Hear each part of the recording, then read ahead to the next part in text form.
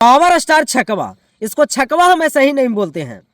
आपको भरोसा नहीं है ना तो ये वीडियो देख लीजिए। क्या बजा रहे हो ये इसके बाद ही है ये शूटिंग पर भी ये साला भड़वा चोद नशा करता है। जब वीडियो शूटिंग हो रहा था बानी लई का, तो देखिए किस तरीका से ये जो है ना डायरेक्टर को गाली दे रहा है।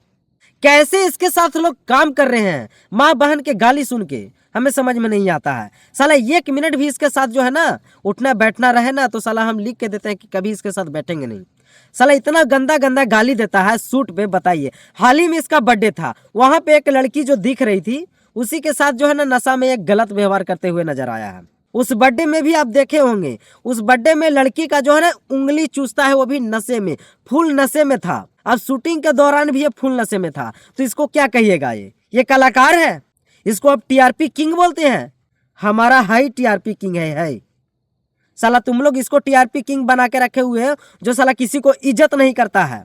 ये वीडियो को शेयर कीजिएगा और दिखाइएगा उन लोगों को जो अपने पवन सिंह पावर स्टार छकवा को बाप मानता है।